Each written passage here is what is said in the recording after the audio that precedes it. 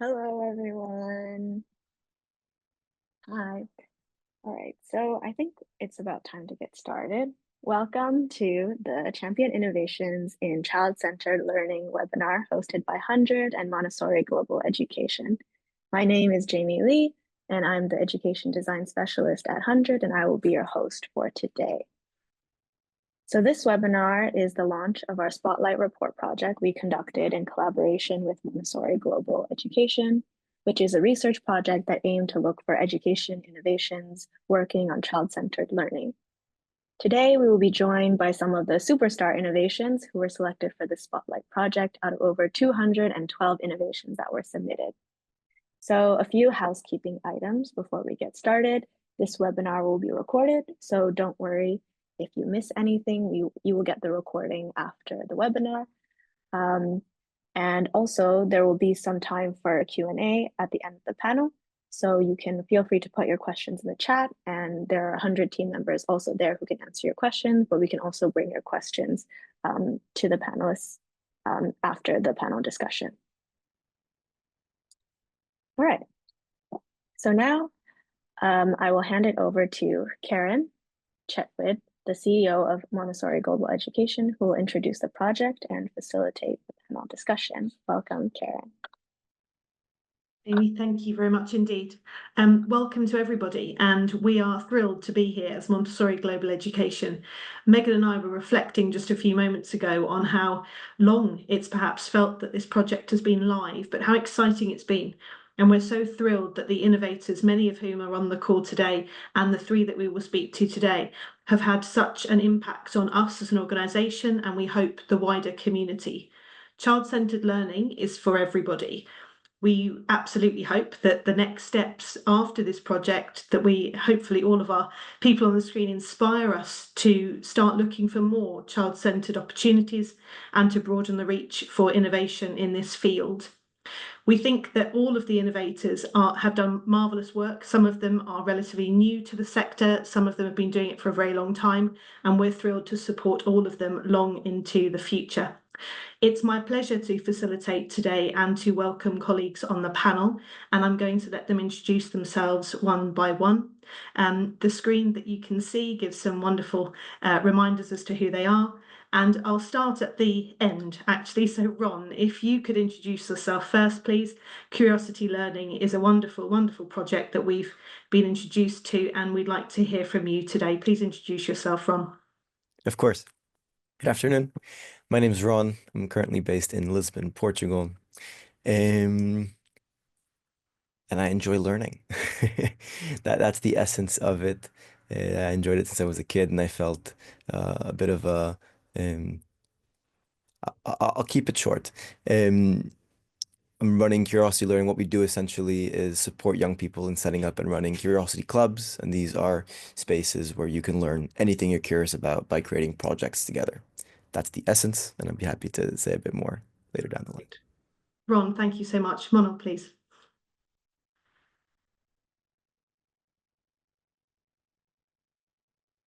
If we can hear from our colleagues at Canopy Nepal, that would be excellent. Thank you. Hello. Hi, everybody. My name is Monal, and I'm from Nepal. I've been working in this piece of education through Canopy for the last 7 years.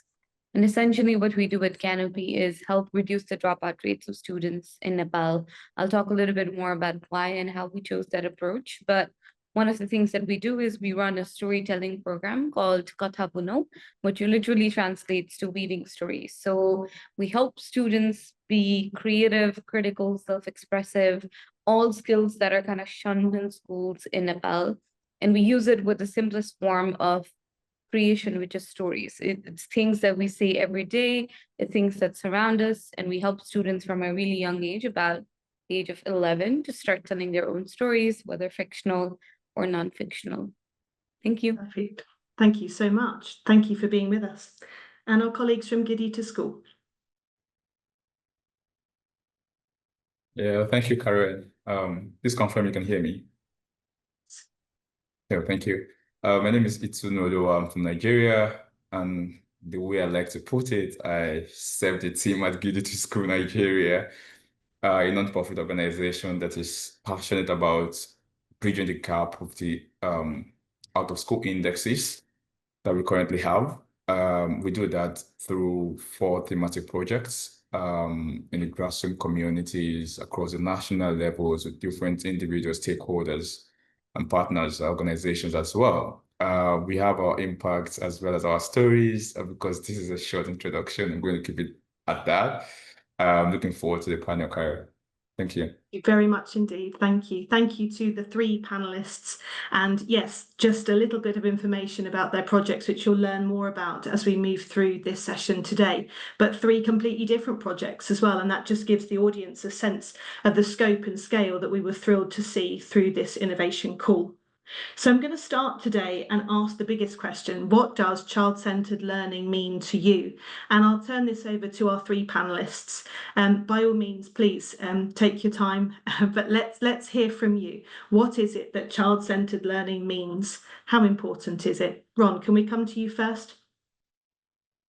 Yeah, sounds good. So to me, child-centered learning is kind of in its name, like putting the child in the center of their learning. And that means really they direct, similar to self-directed learning, they direct, okay, what are the things that I'm interested in? What are the things I'm curious about? And then that's how they learn. They learn with the things that they want and that they're the center of their learning rather than a curriculum or a teacher or grades. It really puts the focus on, I guess, part of it also, the human aspect of it. Yeah, putting the child in the center of the learning. If I ask colleagues, our other 2 panelists from Giddy to School and Canopy, by all means, put your cameras on, that's fine. Does that chime with you as well? Definitely, but I think I would like to add one more layer of child-centered learning that we focus on is we really focus on the idea that one shoe does not fit all. So whenever we're in the field, when we're working with students, one of the core components of the work that we do is the pre-assessment of the students. And we've made sure that we built the curriculum in such a way that it is compatible to students across different learning levels. Because at the end of the day, when we're working with children, they are the priority, like meeting your goal as an organization. Taking things for your report is not the priority. It is for their learning. It is for their understanding. So one thing that we really focus on is creating a pre-assessment system that is not a test that we do, but just an understanding of, okay, where are these students leveled at when they're learning? How do they learn? What do they prioritize? What motivates them? Do they work on positive reinforcement or negative reinforcement? And I think understanding that is what then allows us to become child-centered, because at the end of the day, that is the goal. Yeah. Evolution, isn't there? There's a learning happening all the time. Okay, let's bring in Giddy to School, please.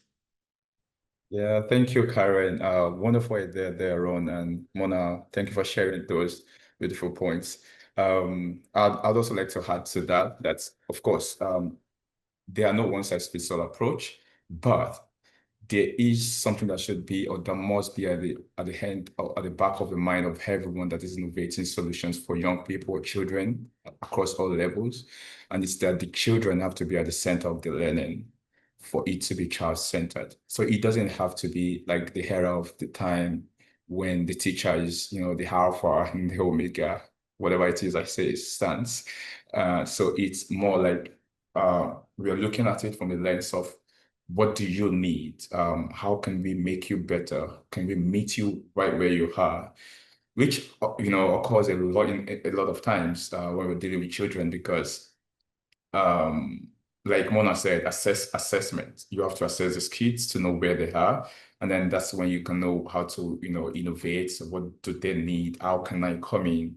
And I bring a bit of a background in education pedagogy. So I kind of like have some ideas around different theories around pedagogies, talking about the Montessori method, talking about the constructivist approach of pedagogy to education, the Reggio Emilia approach, the John Dewey's experiential learning, and all of that. So we have to be able to, as educators, know what each of these approaches bring to the table. How can we adapt it to what the child needs? How can we bring it to the current trends that's going on so that children that we are teaching are relevant to solve the problems of today and the problems of tomorrow. Thank you very much. You. Everybody I sense, and even our audience, would have been nodding at the ideas of prioritizing children in whatever shape and form that comes out as. And many of you have talked about assessment, actually, in some shape, that needing to identify the needs of children in order to focus on child-centered learning. Could I ask a broad question to all of you? What do you see as the challenges? Why is that something that we reach for, that we ask to achieve? Why is that not there now?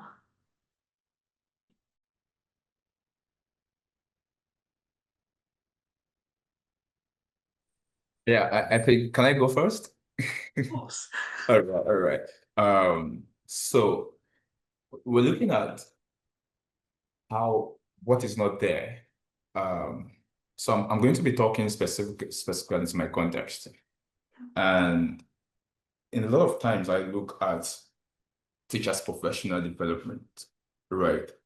Because from as someone who has been in the classroom, who is in the classroom, we understand things from a teacher point of view, perspectives.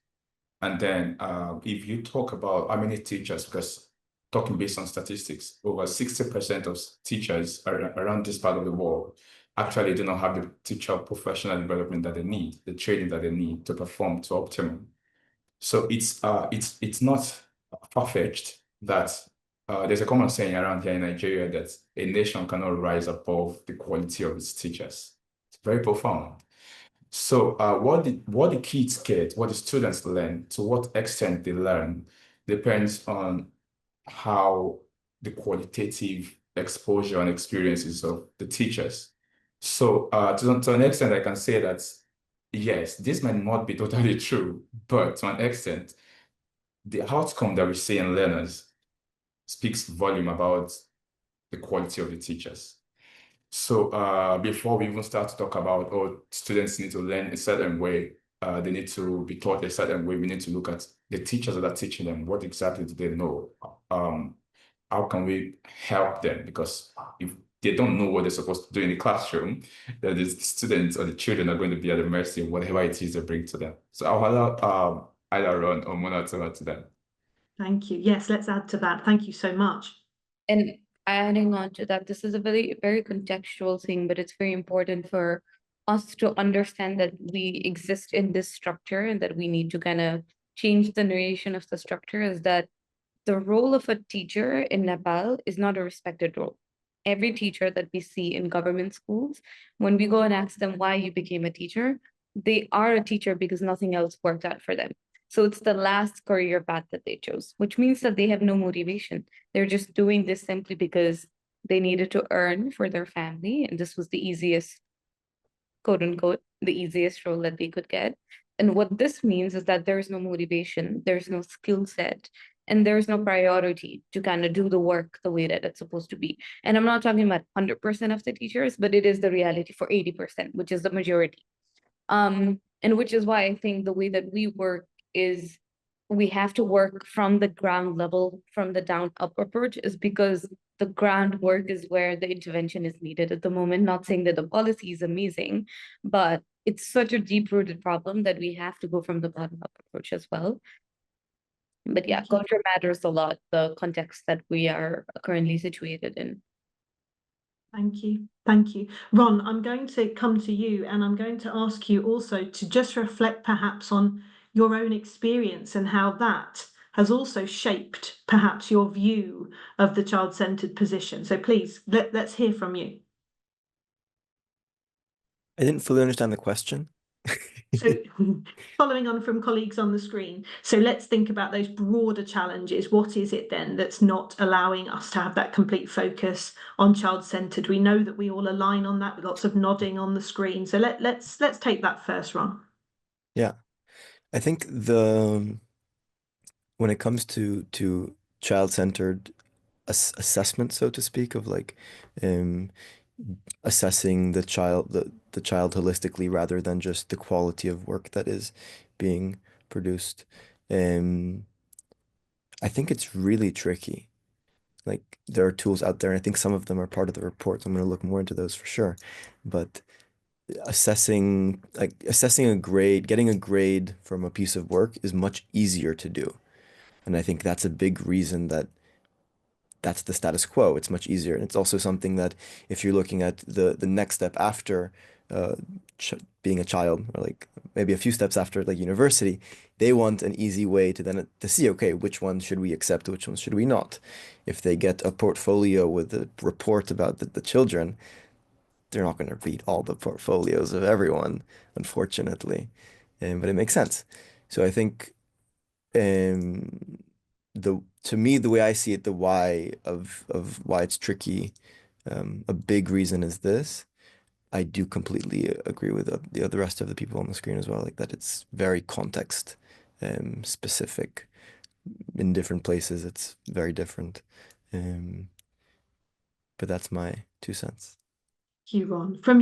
Let's stick on context then. So, Ron, would you say that your innovation has been created from your context? Is it relevant to you from your own experiences?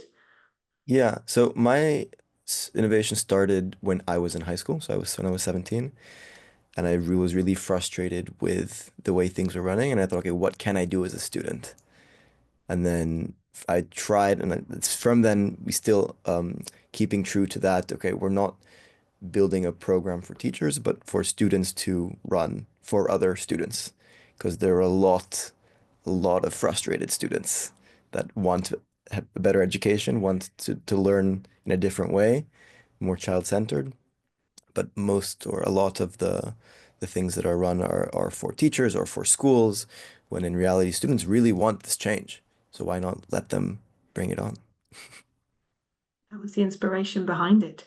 Do you think that the children, the students, your colleagues, your counterparts, were they aware that that's what they were looking for, or did they just want something else? If they were aware that they were looking for child-centered learning? I don't know. I think a lot of different people want different. A lot of people are saying we need educational change, but Yeah. each person has their own little twist on how that change should look like. Whether that's focusing on teaching better teachers, whether that's focusing on better learning strategies, child-centered. So I don't think everyone is aligned with our vision on how we think it should change, but those who are able to join. Many of whom are here today. Yes. Thank you, Ron. Thank you. Colleagues on the screen, from your own experience with your innovation, so Ron's came very much from his experience. Is that the same for Giddy to School or Canopy Nepal? Definitely. We're a very young organization, and by that I mean we're a very young team. Most of our team members are currently studying, pursuing their undergraduate. The organization was founded when the founder was just finishing high school. So we come from that area of empathy, that we've been through it, and we've been through that frustration of like, let us ask a question without being scolded in the classroom. Let us express ourselves. Like, why are we being scolded at just for questioning the discussion that is happening? But again, I think for us, it was also important to understand what the students in public schools were also doing, because a lot of us came from a private school learning background, and there's a massive gap of private and public education in Nepal. So I think that was also very important to understand, which is why before we even stepped foot into starting an institution, we actually had the co-founders actually went and taught in government schools as volunteer teachers to get an idea of like, okay, I had that frustration, but do these students relate to what I went through or not? So I think that was also important, because sometimes our personal biases can create amazing solutions, but does it fit the actual problem that is there? I think that is a cross verification that was needed when we started. Thank you. Let's hear about Giddy to School's origins. Yes, thank you, Karen. Thank you for sharing that, Mona and Ron. For me, I'd say that um, Giddy to School actually came out of I can't turn my eyes off, right? Like I can't just look away. I'm deeply passionate about quality education, and the fact that I get educated made a lot of difference for me. personally. It's opened a lot of doors for me in terms of a personal, professional, achievement. And, hearing that every year, pre-COVID, 16 million children and youths are out of school. And even those that were in school did not, that education did not amount to much for them in terms of a dead curriculum that doesn't speak to the current trends of what the world needs, the 21st century skills and requirements. And then you hear people say, out of 10, you hear 6, 7 people tell you that education is a scam, right? And you can't blame them because they're not seeing the dividends of, you just asked me to waste 12, 20 years in school. And then after that, I still have to get my papers to start looking for a job. It doesn't make sense, So the jobs should be there waiting for me after I'm out of school. But then I've also attended a lot of, education job fairs where the employers are saying, we're frustrated. These people cannot, work in the system. They don't have the skills that we need. They don't have the grit that we need. They don't have the, the tenacity that, can help them in the work tough. And then you, as an education innovator, you sit back because there's a lot of hemorrhaging veins that you have to bandage. And then you have to pick, just like what Mona said, you have to really pick your tough. Maybe it was Ron that was saying it, or maybe Mona can't really pinpoint that you need to decide because there are a plethora of problems. Are you solving your problem from a student point of view? Are you solving this problem from a teacher's point of view? Because trust me, there are a lot of problems to go around. Are you looking at education policy?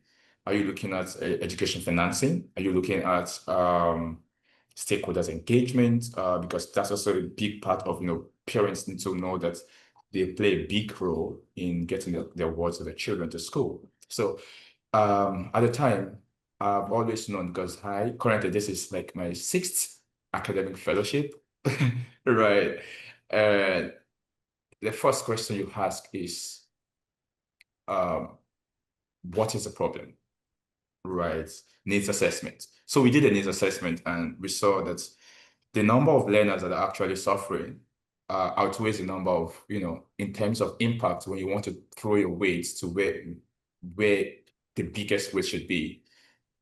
Where should we throw that? So where we can do something immediately, like make impact immediately, is on the perspective of standing on the point of, oh yeah, we can innovate and design something for the learners, rather than waiting for some platform to be handed over to you to change things via education policy or education financing. Of course, you do not have the money, right? So we decided, why not, innovate and do something that's help young people to upskill, to gain quality education and useful skills. So they're useful when they finish their school. They get the skills that they need to get to empower themselves. While we also are pushing an upfront to make sure that the education policy we have is all inclusive. And then we get more people to the table and then look at what's working from the grassroots, what's not working. And then we can design a context-specific solution to every community based on, co-jointed solutions and deliberations. So I hope that helps. Thank you. As the drivers that you've all shared there, your incentive, the thing that's made you do it, this is personal, isn't it? There's a lot of personal feeling. And I think from looking at the whole innovation application stage, for so many people, that will be chiming with our audience today. And that not only is necessary when you're faced with challenge after challenge, I'm sure, but actually it keeps it true to what it is that you were trying to do and the lives that you are trying to impact and change. And that comes from a personal place. Do you think that the themes, therefore, that sort of engagement piece, a lot of you have used the word engagement from the children, the users of what you're trying to do, is that about trying to improve their engagement? And for many of you, that might be tangible. I think a couple of you have mentioned people not in school, people who are so disenfranchised they don't want to go. Is that a marker for each of you? Is that something that you sort of measure yourself by, re-engagement or attendance?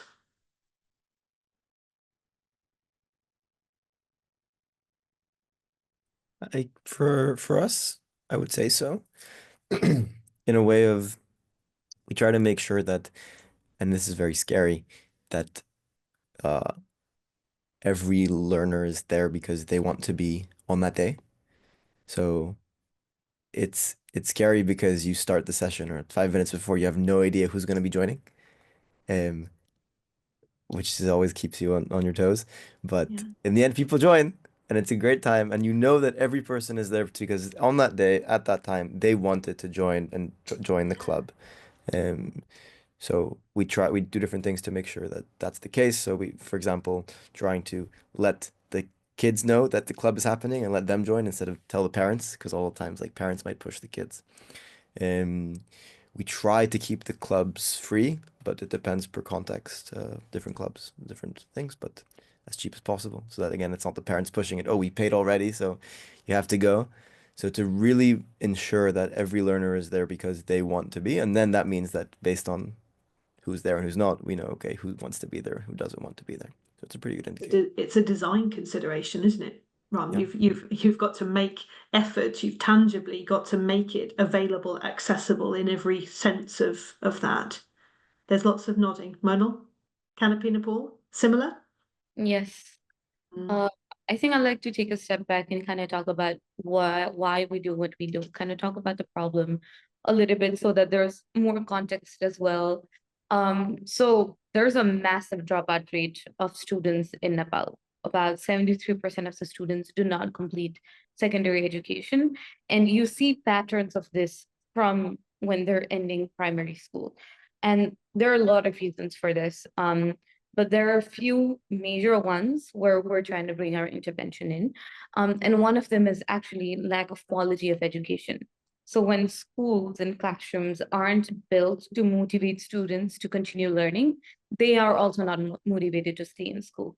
This ties to the bigger problem of economic instability in the country. We have a massive poverty rate, so families would rather have their children either go work with them to earn daily wages so they can buy food for the family, or in cases of young female students, they marry them off, so they're off the responsibility of the family. And we look at this and we think that, okay, we need to support the family. But if you dig a little bit deeper, if the education system was created in a way where students enjoy learning, they would also have resistance on following what their parents say. But because the education system and the classrooms are not engaging enough, when their parents are like, okay, you know what, come with me to work so you can earn like 150 rupees, which is $1, and you can keep half of it, students are more motivated to go there than stay in their classrooms. Because one, they're not allowed to talk to their friends, which is what they essentially love to do when they're in classrooms. Two, they're not allowed to speak at all. Imagine shutting down a 12-year-old. And three, it's created in such a way that you have to just sit, listen to the teacher, do what they do, and then move on 8 classes across the day. So identifying that this, okay, is one of the root causes of why this dropout rate is happening, we designed the program around the students so that while they're doing the process of storytelling, while they're learning, they also realize that learning can be fun. And that's the pedagogy that we use, which is, I think, another thing that we need to focus on is the pedagogy of things we're doing, because assessment is important. They don't care about it. That's for us to design the program around it. What they care about is how we do it, how we interact with them. What do we talk about? So one thing for us when we're doing this assessment is not just their learning levels, but their interest as well. So if a particular student or the group of students is interested in one of the celebrities of Nepal, our responsibility is to go home and do that homework of learning everything about that celebrity so we can talk about them the next time we meet them, so they can relate to us, so that it's things that they're interested in as well. So that is kind of how we, think about the support as well. And, at the end of the day, while child-centered learning is at the center of it, I think as an institution, as an organization, there are so many actors that you have to keep in mind as well. So sometimes child-centered learning is also a lens rather than the intervention itself as well. So when we're looking at this problem statement, there's nothing about child-centeredness, but because we looked at it from that lens, we kind of identified that, oh my God, you know what? Here is what the solution can be, instead of just blaming the policy and blaming the parents and, finding ways to give money to the families. So I think those lenses really do keep us in our toes as well. And it is changing. Like, we've been running for the last 10 years. And let me tell you, like, every 1.5 years, we're like, oh my God, there's another problem. Or, oh my, okay, this is solved. Let's move on to the next one. But the essence, I think, has to remain the same when we're doing this. Thank you. Thank you. I'm going to bring Giddy to schooling because their experience will be similar and different, I'm sure.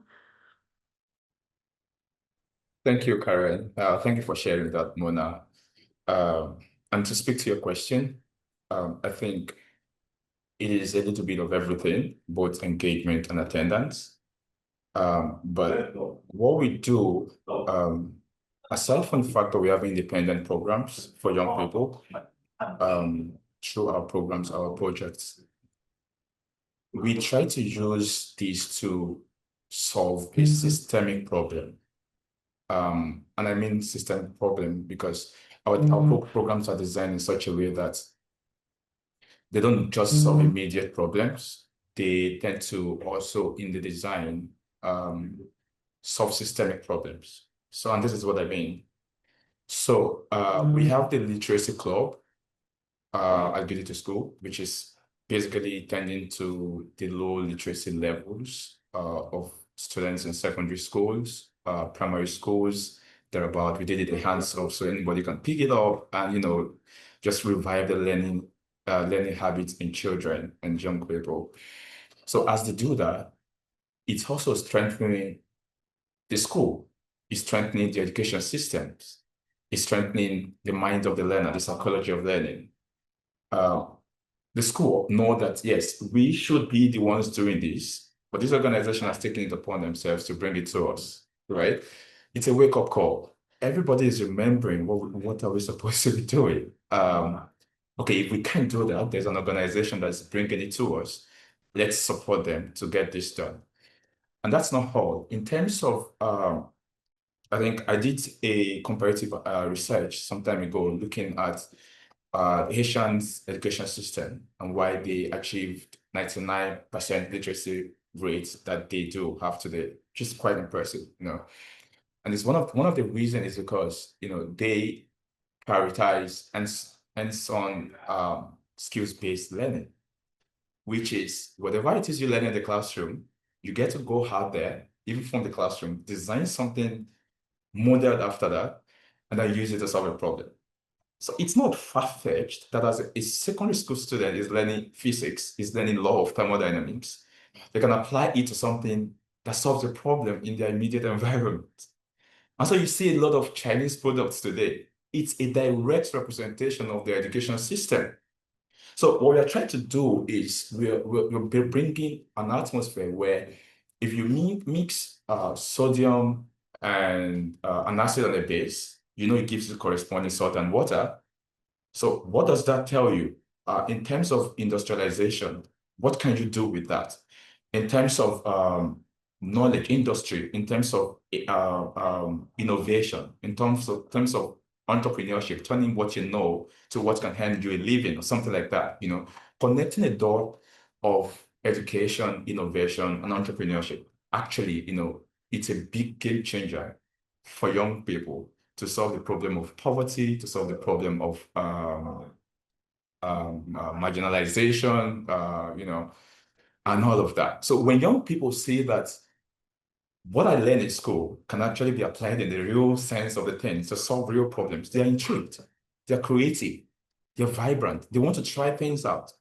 So I think when we are trying to move the education system from what it is to what it's supposed to be, I think there's a lot of room for growth. But then in the meantime, while the policy is not yet there to bring these things to what they're supposed to be, I think organizations like that of the one Ron is leading, like that of the one Mona is leading, like Get to School can take these things on and say, you know what, this is where we're supposed to be headed.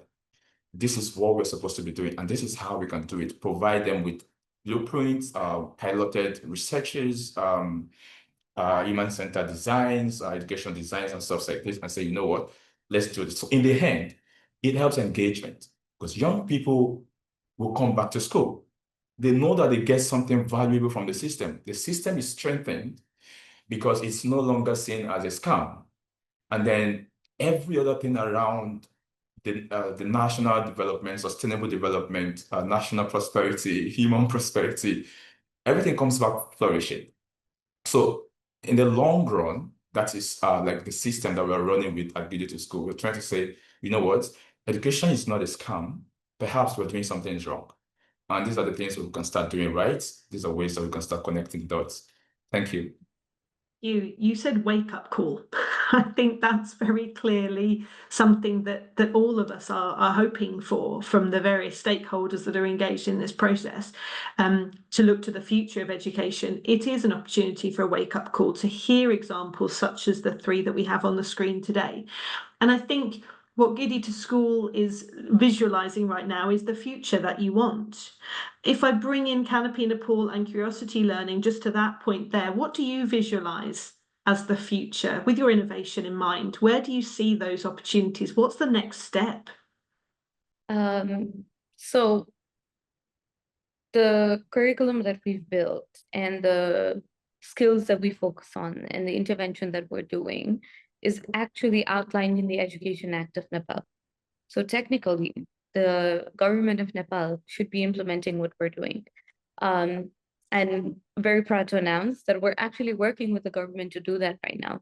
So we are based in a federal government system, which means we have local governments who look after the education. We have 250 of those. We've been working with 10, and I think that's a great start. It's been a year.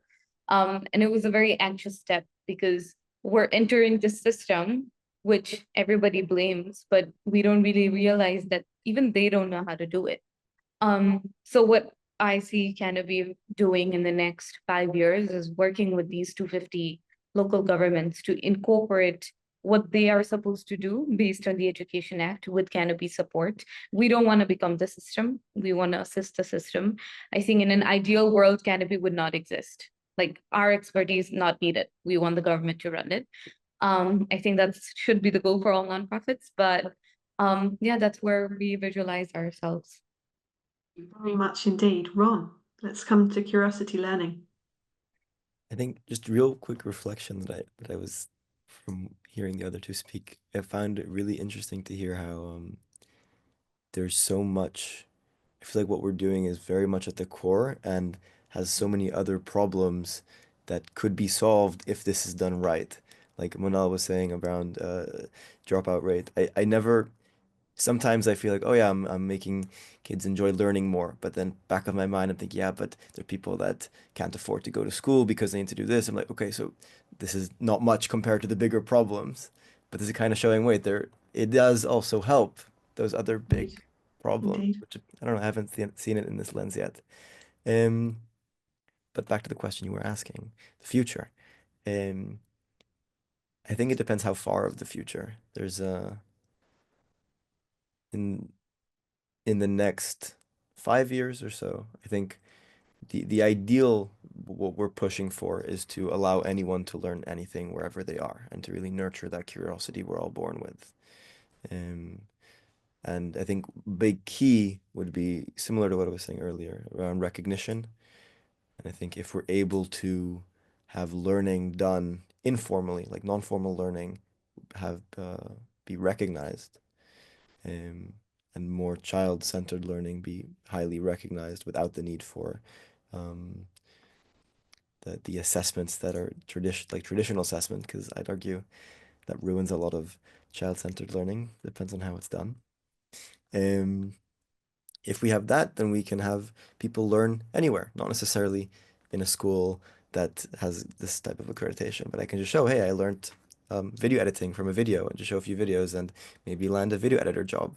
Because why not? You learned it, that learning was just as valuable as someone who went and learned it in a formal setting. That's the way I see it for the future. I don't know how long it's going to take, but that's the goal, at least that we're going for.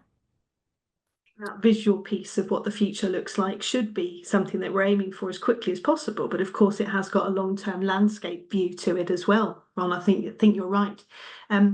At Montessori Global, we champion everything that you've all been talking about from the earliest stage. And I think, Ron, to reflect on what you said around we're born with that curiosity, there's an opportunity, a huge opportunity to not lose it, to hang on to that desire to engage, be engaged in learning right from the word go.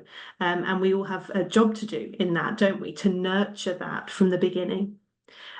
It's been thrilling to hear some of the stories from the innovations that you run today. And I say some because that's not all of it. I know there's a whole colourful background to all of these innovations, but it's been thrilling to at least open the door to some of them in this seminar today. And Jamie, I know we have a particular question from a very important person, one of the youth Yes. ambassadors. Thank you so much, Karen.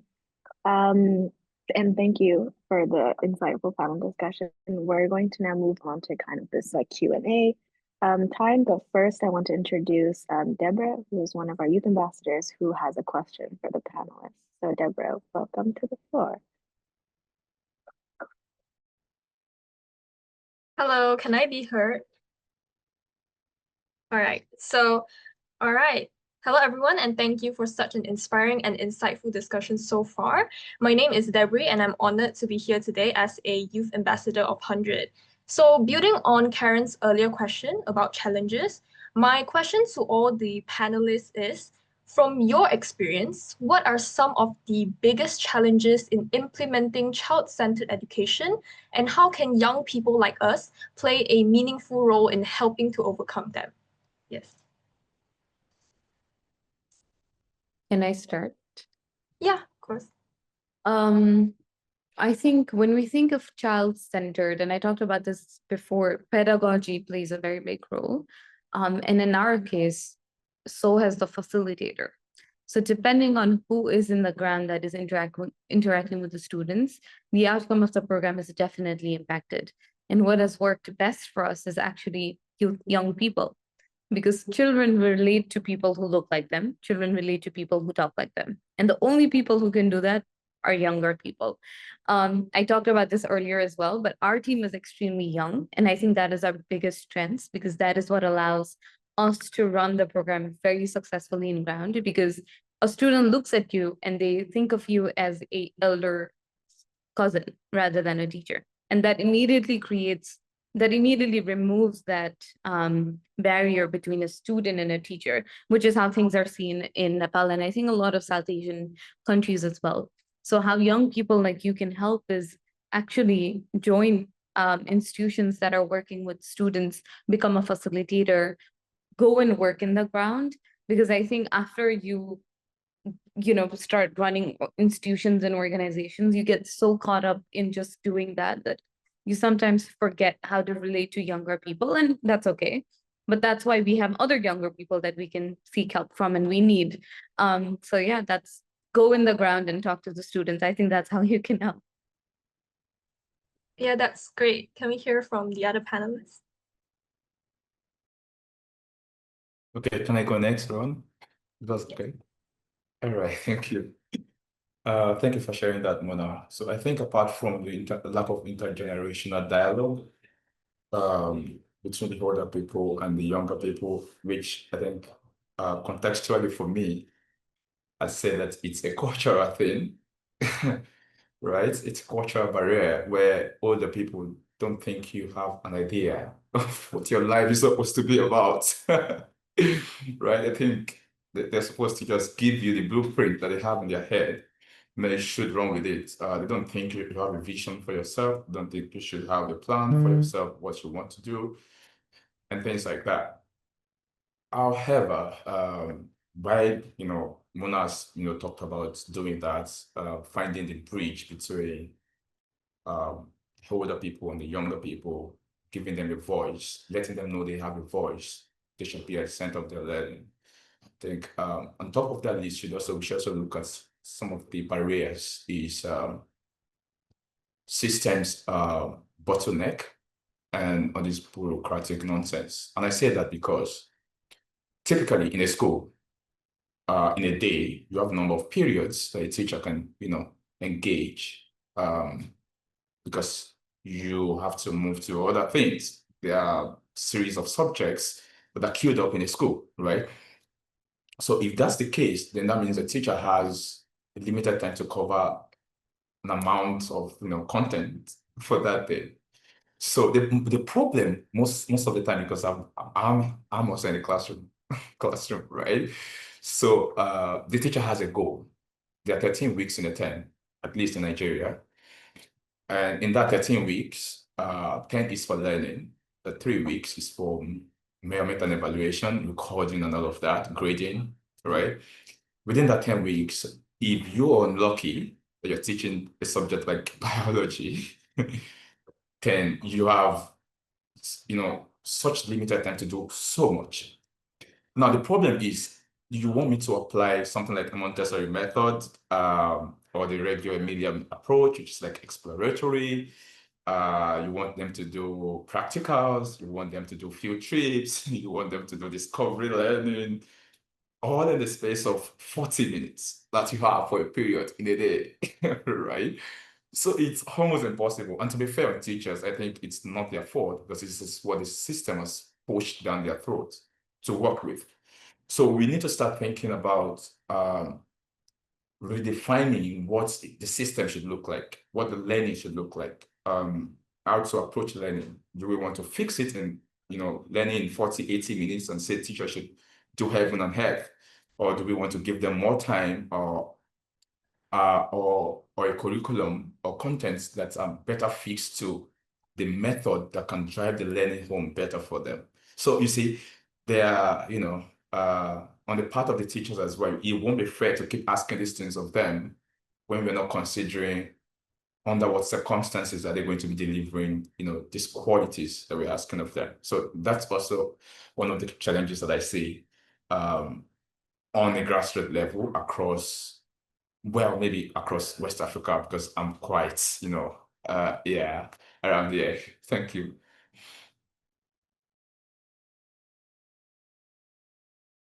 I Yes, thank you. Yes, Ron, go ahead. Thank you.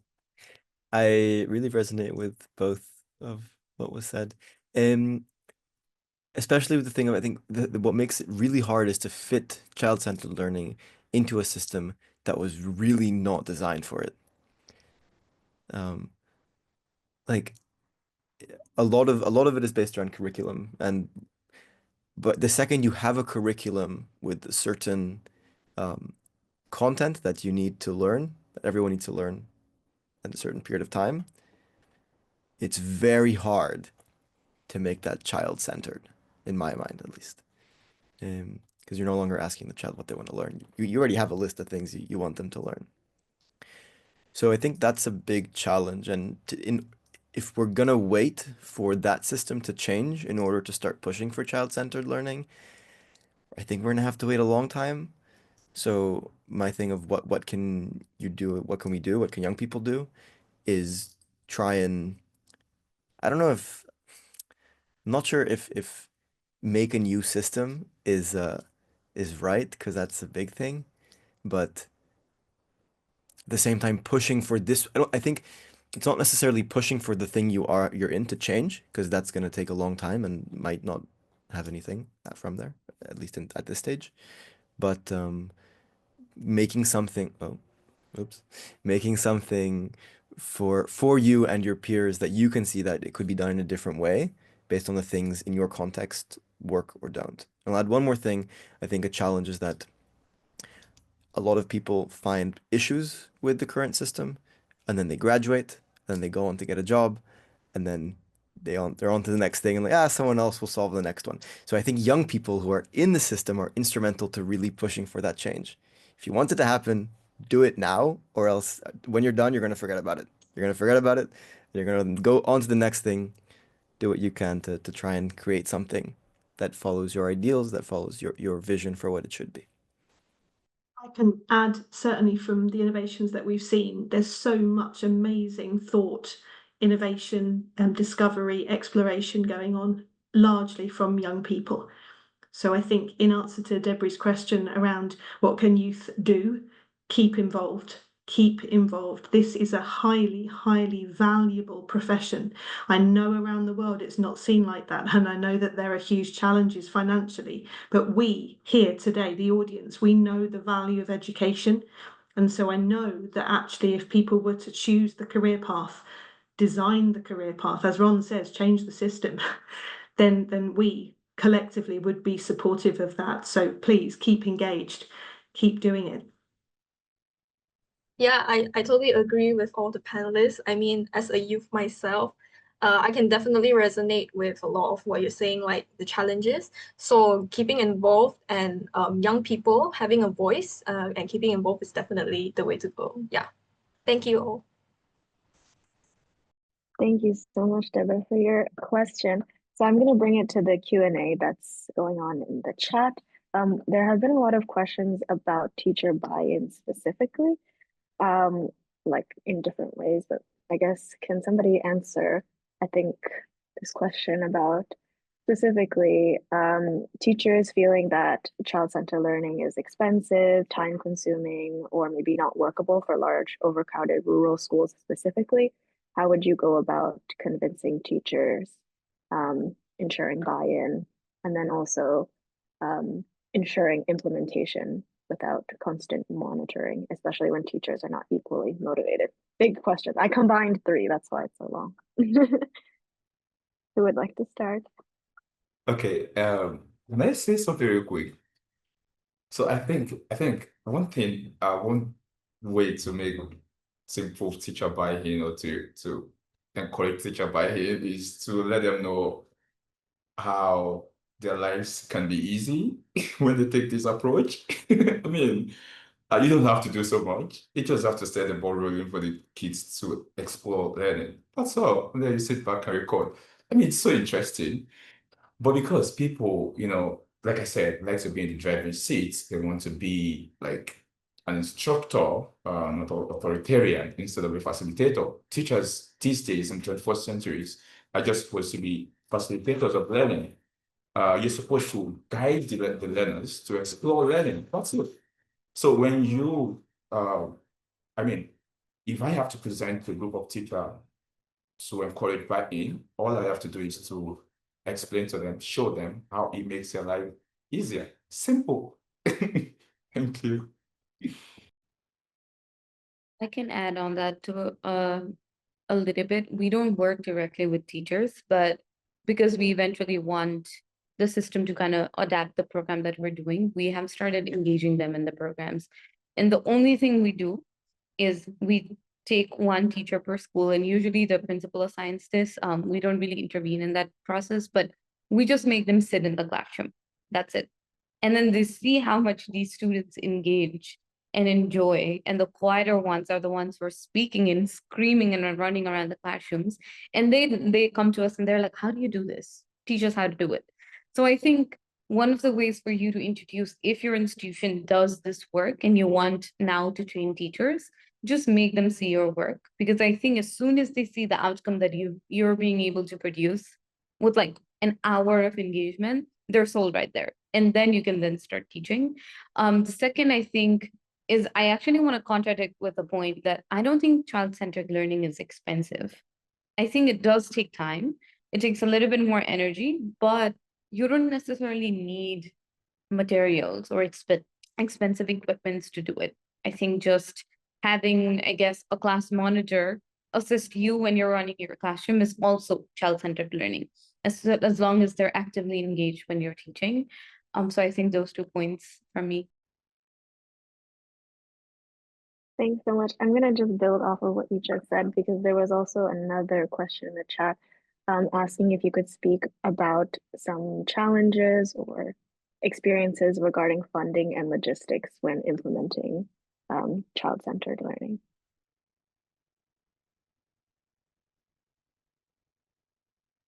Can I take on that as well? So I think this is where your kind of institutional problem statement, your solution, your pathway of doing work comes in, and how you curate it. As someone who's been working in this space there are a lot of funds available, but I will also not be ignorant on the fact that funding for education has been like depleting, I think, over the years. It's not as much as a priority, and we're struggling as well to find like the right sources around it. But I think we have to do a little bit of homework. But identifying organizations and platforms like HundrED, I think, for an example, is a great way to again get connected to that network as well. And logistics wise, I think it's a very human-centered setting that I think that's actually at least how we approach. I don't know how about the other panelists, but as soon as we think of child-centered learning, I think of facilitators, and facilitators is a lot of human resources. That's a lot of logistics to handle. So it is a definitely a logistical heavy approach, and maybe that's something that only we do. There are other approaches that you can take as well. But yeah, if anyone else wants to add.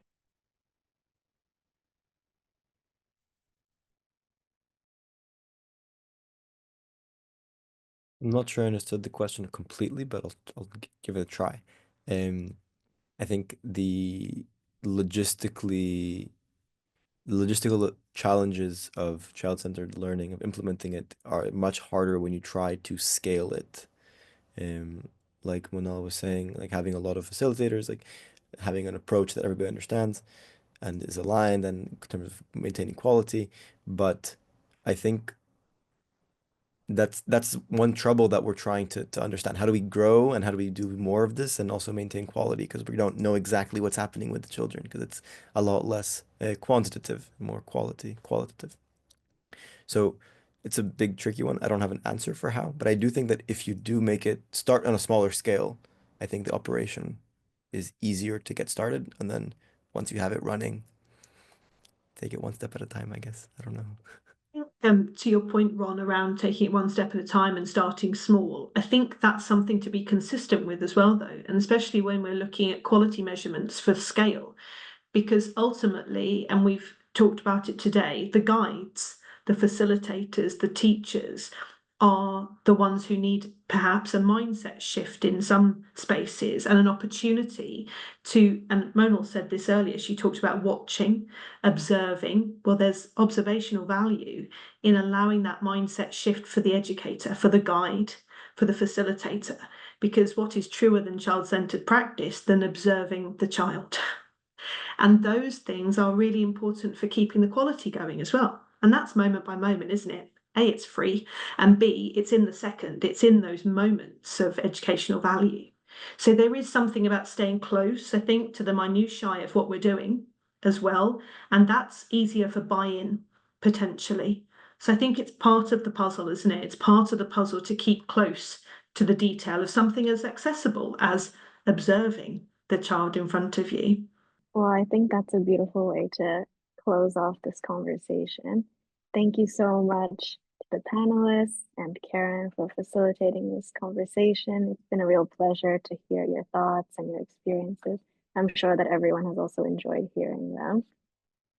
Just to close off, I want to remind everyone that this event was to launch the report, Spotlight on Child-Centered Learning, which features 14 selected innovations. So these are just 3 of them, but there are others as well that you can hear about in the report.